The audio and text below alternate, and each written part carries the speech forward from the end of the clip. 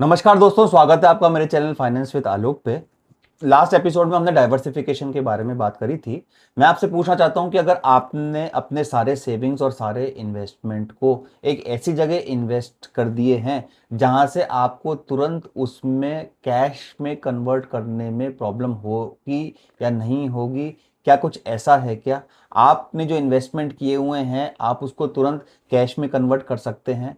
अगर नहीं कर सकते हैं और मान के चलिए कि आपको इमरजेंसी सिचुएशन आ जाती है, कोई बिजनेस के लिए ज़रूरत पड़ जाए या किसी एजुकेशन के लिए ज़रूरत पड़ जाए या किसी इमरजेंसी हॉस्पिटल सिचुएशन की ज़रूरत पड़ जाए, तो क्या आप उसमें से पैसा निकाल पाएंगे या अपने इन्वेस्टमेंट्स को सस्ते दामों पे बेच के ऐसा करेंगे? तो आज की वीडियो में यही हम एक इंपॉर्टेंट कंसेप्ट को समझेंगे कि इन्वेस्टमेंट्स में लिक्विडिटी क्या होती है और ये क्यों इंपॉर्टेंट होती है। तो कहने का मतलब ये हुआ कि क्या मेरे इन्वेस्टमेंट को ज़रूरत पड़ने पर मैं उसको कैश में कन्वर्ट कर सकता हूं या नहीं कर सकता हूं। आज के वीडियो का हमारा टॉपिक है लिक्विडिटी क्या होती है और आपका जो इन्वेस्टमेंट है और आपका जो पैसा है कितनी कन्वीनियंसी से कितनी जल्दी कैश में कन्वर्ट हो सकता है। वीडियो का मैसेज है कि अच्छा इन्वेस्टमेंट केवल रिटर्न नहीं देता है, बल्कि ज़रूरत आने पर जब हमें उस पैसे की ज़रूरत पड़े उस पैसे की अवेलेबिलिटी भी होनी चाहिए।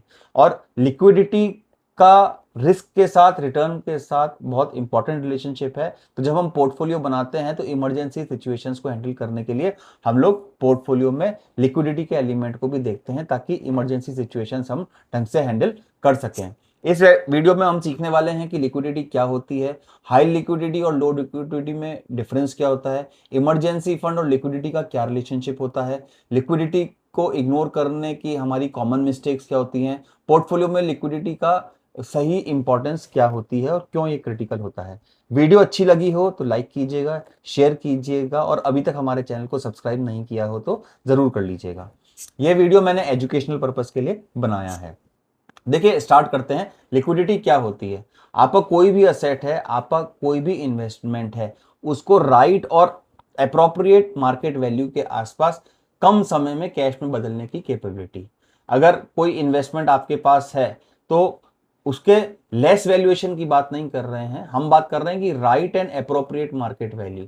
हम लॉस क्रिएशन की यहाँ पे संभावना क्रिएट नहीं कर रहे हैं, उसकी एक करेक्ट मार्केट वैल्यू होनी चाहिए और वो कम समय में आपको एग्जिट करने का ऑप्शन देता हो और कैश में बदलने की कैपेबिलिटी रखता हो, उसे कहते हैं लिक्विडिटी। हिंदी में इसको कहते हैं तरलता, कि आपका इन्वेस्टमेंट कितना तरल है और कितनी जल्दी आपको कैश कन्वर्ट होकर अवेलेबल हो जाएगा। जितनी जल्दी और जितनी कन्वीनियंसी से आपका इन्वेस्टमेंट कैश में कन्वर्ट होगा उसको उतना ही अधिक लिक्विड माना जाता है। और इसका अपोजिट हुआ कि जो लिक्विड असेट्स नहीं होते हैं, जो कैश में कन्वर्ट नहीं हो पाते हैं, उनको फेयरली इल लिक्विड असेट्स कहा जाता है।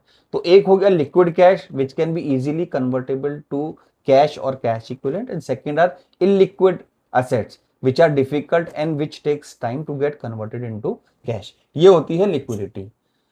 High liquidity is quick access to cash. Normally जब आपको इमरजेंसी की सिचुएशन पड़ती है, आपने इन्वेस्टमेंट किया हुआ है, लोग बाग अपनी सेविंग इमरजेंसी के लिए करते हैं, तो वो कैश में कन्वर्ट हो जाएगा, तो उसको हाई लिक्विड कहेंगे। लो लिक्विड मतलब it will take more time, उसको ज्यादा समय लगेगा कैश में कन्वर्ट होने के लिए, तब तक आपको लॉन्ग टर्म के लिए होल्डिंग करनी पड़ेगी। तो नॉर्मली लो लिक्विड असेट्स वो होते हैं जिसमें आप लॉन्ग टर्म होल्डिंग करते हैं फ्यूचर की वेल्थ क्रिएट करने के लिए, और हाई लिक्विड असेट्स वो होते हैं जो शॉर्ट टर्म इन्वेस्टमेंट्स में हम लोग इन्वेस्ट करने चलते हैं। तो हाई लिक्विडिटी का मतलब होता है कि money is generally available quickly, and low liquidity means converting the asset to cash takes more time of effort.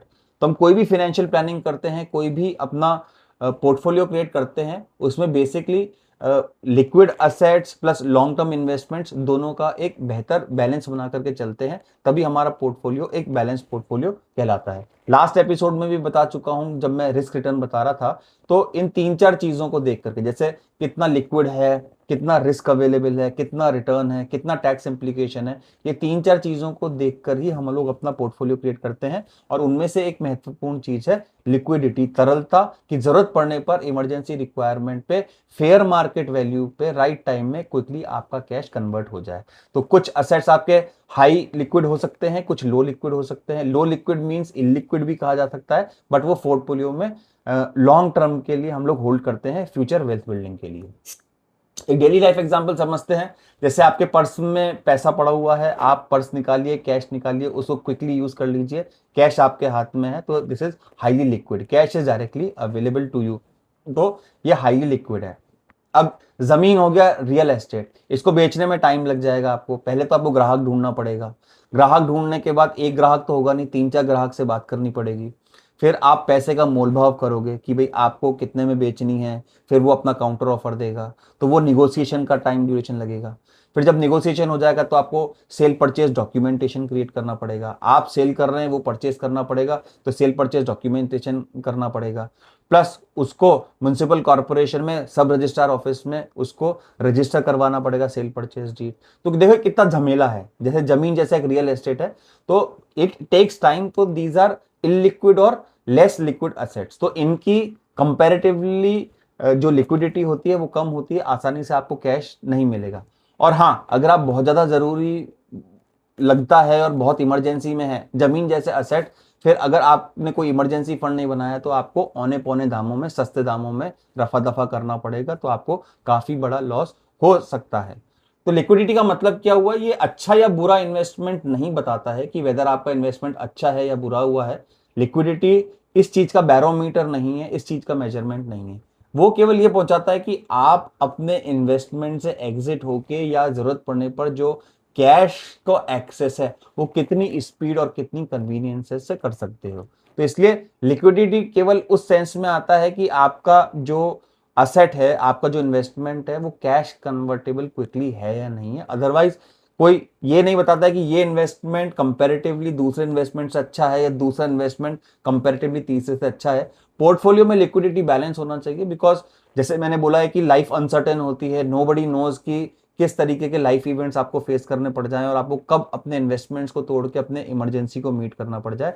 तो ये सारी चीजें देखने के लिए बहुत जरूरी होती है। तो यहाँ पे एक टेबल बनाई गई, यहाँ पे डिफरेंस देख लीजिए। High liquidity, cash at home and cash at bank. जो कैश घर पे पड़ा हुआ है और जो कैश बैंक में है, इजीली एक्सेस कर सकते हैं, वो हाईली लिक्विड है। सेविंग्स बैंक अकाउंट में जो पैसा पड़ा हुआ है, बैंक जाइए, आप विड्रॉ कर लीजिए। कुछ म्यूचुअल फंड्स लिक्विड होते हैं, उनमें कोई एग्जिट लोड नहीं होता है, उनमें कोई टाइम ड्यूरेशन फिक्स नहीं होता है। आज खरीदिए म्यूचुअल फंड को, 2 महीने बाद, 3 महीने बाद, 4 महीने बाद बेच दीजिए। तो ये सब हाई लिक्विड है, इजीली आप अपने इन्वेस्टमेंट से एग्जिट होकर अपनी कैश पोजीशन क्रिएट कर सकते हैं। लोअर लिक्विडिटी एग्जांपल में देखा, रियल एस्टेट, फ्लैट है, हाउस है, लैंड प्रॉपर्टी, बिकते से बिकता है, इमीडिएटली नहीं बिकता है, ग्राहक ढूंढना पड़ता है, डॉक्यूमेंटेशन है, निगोशिएशन है।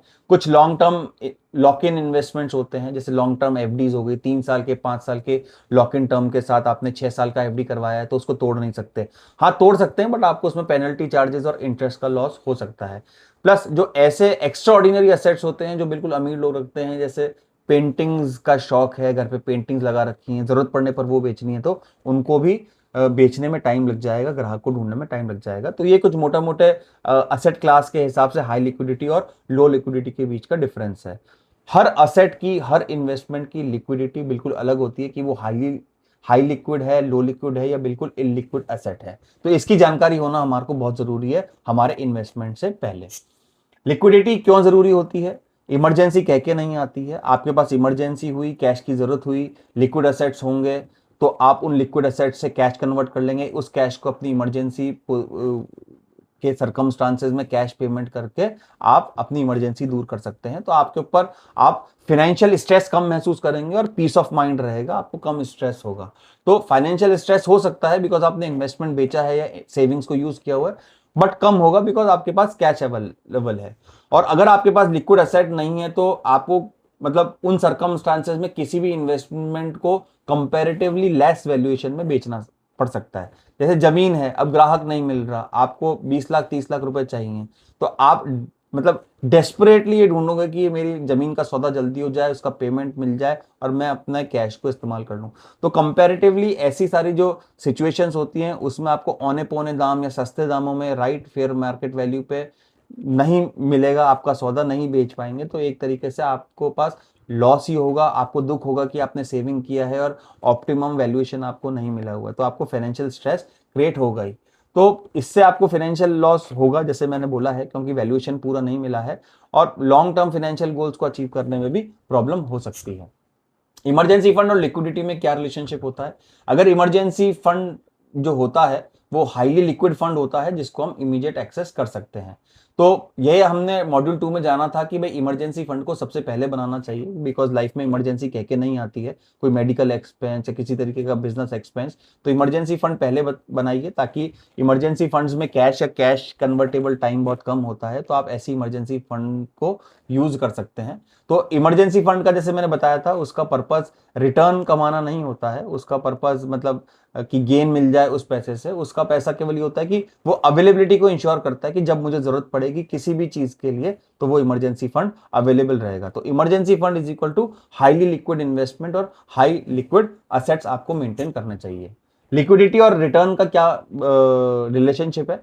तो high liquidity is not always equal to high returns, या आप इसको रिवर्स करके देख लीजिए कि हाई रिटर्न्स या high potential returns are not always equal to high liquidity. Liquidity का रिलेशनशिप रिटर्न के साथ होता ही नहीं है, वो तो केवल लिक्विडिटी कैश अवेलेबिलिटी के लिए इस्तेमाल करी जाती है। और जैसा मैंने पहले बताया कि हर इन्वेस्टमेंट में आपको 3-4 चीजें बहुत खास देखनी है कि लिक्विडिटी क्या है, रिस्क रिटर्न के बीच में बैलेंस है या नहीं है, उसमें टैक्स इंप्लीकेशन किस तरीके से है, ये सारी चीजें देखकर ही हमारे को इन्वेस्टमेंट पोर्टफोलियो बनाना चाहिए। तो लिक्विडिटी और रिटर्न में एक प्रॉपरली बैलेंस होना चाहिए, लेकिन हमेशा ये सोच के चलना चाहिए कि जो भी लिक्विड एसेट्स होते हैं उसमें आपको बहुत ज्यादा रिटर्न नहीं तलाशना चाहिए। एग्जाम्पल देते हैं, जैसे बैंक के सेविंग बैंक अकाउंट में आपके पास पेमेंट कुछ आपने इन्वेस्टमेंट कर रखा है, तो सेविंग बैंक से आपको 2 से 4% का मिलता है, तो 2 से 4% का गेन कंपैरेटिवली जहां पे म्यूचुअल फंड स्टॉक एवरेजली 12 से 14% रिटर्न देने की पॉसिबिलिटीज रखते हैं, तो उसके हिसाब से तो 1/4 ही है। बट जैसा कहा कि भाई लिक्विडिटी का उद्देश्य, लिक्विडिटी का पर्पस अवेलेबिलिटी है कैश की, ना कि कोई गेन या रिटर्न है। उसी तरीके से आप स्वीप इन एफडी करते हैं, स्वीप इन एफडी का भी रिटर्न 6 से 7% होता है। वो तो स्वीप इन एफडी फ्लेक्सिबल एफडी होती है, जब आपको पैसा निकालना होता है आप पैसा निकाल सकते हैं। तो इस चीज को बहुत ध्यान रखिएगा कि हम किस तरीके के हमारे रिस्क प्रोफाइल के हिसाब से अपने इमरजेंसी फंड और लिक्विडिटी पोजीशन को अपने पोर्टफोलियो के अंदर बैलेंस करके चलते हैं। हम सामान्य गलतियां क्या करते हैं? पूरा पैसा लॉन्ग टर्म इन्वेस्टमेंट में या ऐसे इन्वेस्टमेंट में लगा देना जो लॉक इन हो। तो हमेशा ध्यान रखिएगा कि जब लॉक इन होता है तो कोई भी फंड हाउस या कोई भी स्टॉक या कोई भी लॉक इन वाला इन्वेस्टमेंट होता है, तो वो रिटर्न की जो कैलकुलेशंस होती हैं, जो अजम्पशंस होते हैं, वो पूरे लॉक इन पीरियड तक के लिए करके रखता है। मान के चले कि आपने एक टर्म इन्वेस्टमेंट किया 3 इयर्स या 5 इयर्स का, तो जब आप उसमें लेटेस्ट से 5 लाख रुपए का इन्वेस्टमेंट करते हो, तो जो बैंक है जो आपका लॉक इन पीरियड में आपसे पैसे लिए 5 लाख रुपए, तो वो उस 5 साल के अंदर रिस्क रिटर्न इन्वेस्टमेंट का पूरा कैलकुलेशन करके आगे इन्वेस्टमेंट कर देगा। तो वो एक अजम्पशन पे चलता है कि अगर आप पूरे उस लॉक इन पीरियड में इन्वेस्टेड रहेंगे, तब जाके वो बैंक अगर आपको 7-8% का गेन या 7-8% का इंक्रीमेंट प्रॉमिस कर रहा है, तो वो उन कैलकुलेशन के बेसिस पे है। तो लॉक इन के अंदर तो पैसा निकाल ही नहीं सकते, या कुछ इन्वेस्टमेंट में अगर निकाल सकते हैं तो उसमें loss in terms of interest loss and in terms of penalty भी आपको पेमेंट में भुगतनी पड़ सकती है। इमरजेंसी फंड ना बनाना, सबसे पहले जब हमने कोर्स स्टार्ट किया तो पहली बात इमरजेंसी फंड की करिए। 2 चीजें बहुत इंपॉर्टेंट होती हैं, एक होता है इमरजेंसी फंड और एक होता है health insurance, life insurance and term insurance. कोई भी इन्वेस्टमेंट आप किसी भी सैलरी लेवल के ऊपर हो या कोई भी अपनी इन्वेस्टमेंट स्ट्रेटेजी अपने फाइनेंशियल गोल को पाने के लिए स्टार्ट कर रहे हो, 2 चीजें सबसे पहले होती हैं irrespective of the income level. First is emergency fund, second is health insurance, medical insurance and the term insurance. यही आपको बचाएगा। एक बार को तो आप हो सकता है कि अपने इन्वेस्टमेंट प्लानिंग को आगे पीछे डिले कर लें, लेकिन इसके अंदर डिले ना करें। अगर अभी तक आपने ये दोनों चीजें प्लान नहीं की हैं तो मुझे कमेंट करके जरूर बताइए, ताकि हम इसके ऊपर डिस्कशन कर सकें और मैं आपको बता सकूं कि आप फ्यूचर अपने पोर्टफोलियो को क्रिएट करने के लिए क्या स्ट्रेटेजी अपना सकते हैं। लिक्विडिटी को इग्नोर ना करें, लिक्विडिटी बहुत जरूरी होती है। एटलीस्ट आपके पोर्टफोलियो में 15 to 18% ऐसे फंड होने ही चाहिए जो लिक्विड हो, जो जरूरत पड़ने पर इमरजेंटली कैश में कन्वर्ट हो जाएं। अपने गोल्स बेहतर बनाइए, अपने गोल्स के हिसाब से इन्वेस्टमेंट कीजिए। ऐसा ना हो कि आप आउट ऑफ गोल हो जाएं। अगर आपने गोल बनाया है और अपना पोर्टफोलियो क्रिएट किया है तो उसमें लिक्विडिटी की जरूर जगह रखिए, ताकि लाइफ अनसर्टेन है, अनसर्टेन इवेंट्स होते हैं, कोई भी नहीं जानता है। इसलिए ये गोल्स बनाते वक्त, पोर्टफोलियो डेवलप करते वक्त लिक्विडिटी के और पोर्टफोलियो के बीच में बैलेंस बनाना जरूरी है। अगर आप ये 4 पॉइंट लेंगे तो फाइनेंशियल स्ट्रेस कम होगा। अगर आपको कभी किसी इन्वेस्टमेंट से एग्जिट भी होना पड़ता है तो आपके माइंड पे बहुत लोड नहीं होगा, and still you will be able to achieve your financial goals जो आपने इनिशियल इन्वेस्टिंग के पहले प्लान किए थे। वापस से कहता हूं, इमरजेंसी फंड और टर्म इंश्योरेंस, लाइफ इंश्योरेंस और मेडिकल इंश्योरेंस जरूर लेकर के रखें। अगर आप प्राइवेट जॉब में हैं और प्राइवेट जॉब से ये मिलता है तब तो ठीक बात है। अगर आप बिजनेस में हैं या आपको खुद ही करना है तो एक अच्छी पॉलिसी लेकर के रखें, वो बहुत जरूरी है। दो लोग हैं, नेहा और संजय, दोनों के पास 10-10 लाख रुपए हैं। नेहा ने वाइज डिसीजन लिया, इमरजेंसी फंड बनाया और अपने इन्वेस्टमेंट को अपने गोल्स के अनुसार सभी तरह के इन्वेस्टमेंट में किया, लिक्विड फंड्स में भी इन्वेस्टमेंट किया। और वहीं संजय ने पूरा पैसा एक ऐसे इन्वेस्टमेंट में कर दिया जो पूरा लॉक इन था, वो उससे निकल नहीं पाया। दोनों ने लाइफ में इमरजेंसी सिचुएशंस को फेस करी। नेहा बेटर पोजीशन थी, उसने अपना इमरजेंसी फंड बना रखा था, लिक्विड फंड्स में इन्वेस्टमेंट कर रखा था, तो उसकी नैया पार लग गई। रोहत को काफी दिक्कतें पानी पड़ी और वो एक फिनेंशियल स्ट्रेस में आ गया, डिप्रेशन में चला गया। तो ये होती है लिक्विडिटी की इंपॉर्टेंस कि कभी भी सारा फंड ऐसी जगह इन्वेस्टमेंट नहीं कर देना चाहिए जहां से पैसा निकालना बहुत मुश्किल हो या जहां पे लॉक इन हो और जहां पे आप फंसा हुआ महसूस करें। तो portfolio balancing and liquidity balance is the most essential thing. Portfolio में लिक्विडिटी कैसे रखेंगे आप? इमरजेंसी फंड बनाइए, शॉर्ट टर्म गोल्स के लिए लिक्विड फंड्स क्रिएट कीजिए। शॉर्ट टर्म गोल्स आपके 1 साल, 1.5 साल, 18 महीने के हो सकते हैं, उनको लिक्विड इन्वेस्टमेंट्स में रखिए। लॉन्ग टर्म गोल्स के लिए बहुत सारे प्रोडक्ट्स हैं, जैसे म्यूचुअल फंड्स हो गया, स्टॉक इन्वेस्टिंग हो गई, प्लस बैंक की लॉन्ग टर्म एफडीज हो गई, वो लॉन्ग टर्म गोल्स के लिए आप रखिए। और समय समय पर अपना पोर्टफोलियो रिव्यू करते रहिए। जैसे हमने पिछले एपिसोड में भी बात करी थी कि फाइनेंशियल डिसिप्लिन का एक पिलर ये भी है कि पोर्टफोलियो को बार बार समय पर रिव्यू करना बहुत जरूरी है। एटलीस्ट मिनिमम 1 साल में तो एक बार करना ही चाहिए, बिकॉज जैसे जैसे टाइम निकलता है हमारे लाइफ सर्कमस्टेंसेस चेंज होते हैं, हमारी जरूरतें चेंज होती हैं, हमारा प्रायोरिटी चेंज होता है। तो उसको ध्यान में रखते हुए एटलीस्ट एक बार, 1 साल में एक बार को तो पोर्टफोलियो रिव्यू करना ही चाहिए। तो समझने वाली बात है कि लिक्विडिटी कोई इन्वेस्टमेंट नहीं है या इन्वेस्टमेंट प्रोडक्ट नहीं है, ये केवल पोर्टफोलियो डिजाइन का एक बहुत इंपॉर्टेंट कंसेप्ट है जो सबको ध्यान रखना चाहिए। तो liquidity is neither an investment, it is only an approach कि आप पोर्टफोलियो में ऐसे लिक्विड इन्वेस्टमेंट्स को भी शामिल करें जो जरूरत पड़ने पर आपको राइट एप्रोप्रिएट टाइम के अंदर कैश में कन्वर्ट होकर इजीली अवेलेबल हो जाएं और फाइनेंशियल स्ट्रेस क्रिएट ना करें। तो आज के वीडियो में हमने सीखा है कि लिक्विडिटी क्या होती है, हाई लिक्विडिटी और लो लिक्विडिटी में क्या डिफरेंस होता है, लिक्विडिटी क्यों इंपॉर्टेंट होती है, इमरजेंसी फंड और लिक्विडिटी में क्या रिलेशनशिप होता है, और पोर्टफोलियो बनाते वक्त लिक्विडिटी को कितना तवज्जो और कितनी इंपॉर्टेंस देनी चाहिए। आज आप लोग क्या कीजिए, अपने इन्वेस्टमेंट्स को लिख लीजिए और ये पूछिए कि अगर अगले 24 घंटे में कोई पैसा चाहिए तो क्या आप अपने इन्वेस्टमेंट को आसानी से कैश में कन्वर्ट कर पाएंगे। अगर नहीं तो क्या आपके पास सफिशिएंट फंड अवेलेबल है अपनी इमरजेंसीज को मीट आउट करने के लिए। कमेंट करके अपनी राय जरूर बताइए। अगर आपको अचानक 2 लाख रुपए की जरूरत पड़ जाए तो क्या आपके पास कोई फाइनेंशियल प्लान है जिससे आपको बिना परेशानी के लिए ये 2 लाख रुपए उपलब्ध हो। आपका जो भी आंसर है कमेंट करके जरूर बताइए, बिकॉज इमरजेंसी ऐसी ही होती है कि 2-2.5 लाख रुपए की जरूरत आ गई। अगर नहीं बना रखा है तो भी आप मुझे कमेंट करके जरूर बताइएगा। देखिए, फाइनेंशियल प्लानिंग का जो पर्पस होता है वो वेल्थ बिल्डिंग तो होता ही होता है। आपने फाइनेंशियल प्लानिंग करी है वेल्थ बिल्डिंग के लिए, फाइनेंशियल फ्रीडम अचीव करने के लिए, पीस ऑफ माइंड के लिए। लेकिन अगर वही पैसा जरूरत पड़ने पर मेरे काम नहीं आया तो ऐसी वेल्थ बिल्डिंग का क्या फायदा। तो फाइनेंशियल प्लानिंग कीजिए वेल्थ बिल्ड करने के लिए, और ये भी ध्यान रखिए कि जरूरत पड़ने पर वो पैसा मैं एक्सेस कर सकूं और मुझे जरूरत आ सके। लोग फ्यूचर के लिए सेविंग इसीलिए करते हैं कि जरूरत पड़ने पर वो अवेलेबल हो। अब जरूरत पड़ने पर अवेलेबल है ही नहीं तो भी इसको अप्रोप्रिएट या ऑप्टिमम फाइनेंशियल प्लान नहीं कहेंगे, इसीलिए लिक्विडिटी का कॉन्सेप्ट है। अगले एपिसोड में हम देखेंगे कि इन्फ्लेशन और इन्वेस्टमेंट्स में क्या रिलेशनशिप होता है, कि कैसे इन्फ्लेशन और इन्वेस्टमेंट दोनों एक साथ चलते हैं। अगर इन्फ्लेशन को नहीं समझेंगे तो हो सकता है कि इन्वेस्टमेंट्स आपको अप्रोप्रिएट रिटर्न नहीं दें। मतलब केवल पैसा बचाना ही काफी नहीं होता है, इन्फ्लेशन आपके वेल्थ क्रिएशन प्रोग्राम को काफी हद तक इफेक्ट करता है अगर आपको रियल गेन जानना है। तो मैं यहाँ पे आपको प्रीव्यू दे देता हूँ नेक्स्ट स्टेप का, कि हम नेक्स्ट एपिसोड में क्या कवर करेंगे, कि इन्फ्लेशन क्या होता है, over a period of time money जो पैसा है आपका परचेजिंग पावर कैसे लूज कर देता है, क्यों केवल सेविंग्स करना ही इनफ नहीं होता है, क्यों ये सारे जो मैक्रो इकोनॉमिक इंडिकेटर्स होते हैं इन्फ्लेशन उसकी जानकारी होना भी जरूरी है, और कैसे कुछ अच्छे इन्वेस्टमेंट लॉन्ग टर्म में आपके इन्फ्लेशन को बीट कर देते हैं over a longer period of time, ताकि आप अपना एक अच्छा वेल्थ बिल्ड कर सकें। और किस तरीके से inflation, risk, return and liquidity ये सारे कनेक्टेड हैं, और कंप्लीट इन्वेस्टमेंट स्ट्रेटेजी में इनके चारों के बीच में इंटीग्रेशन होना जरूरी है, और इन चारों को समझ के ही पोर्टफोलियो डिजाइन किया जाता है। तो ये हम आने वाले एपिसोड में पढ़ेंगे, episode number 26 inflation versus investment के अंदर।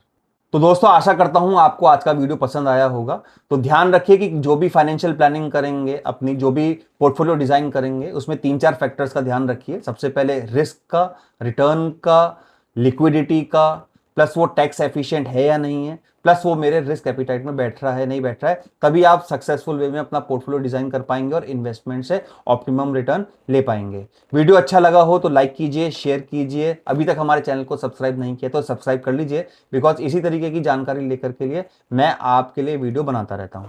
मिलते हैं नेक्स्ट वीडियो में, तब तक के लिए धन्यवाद।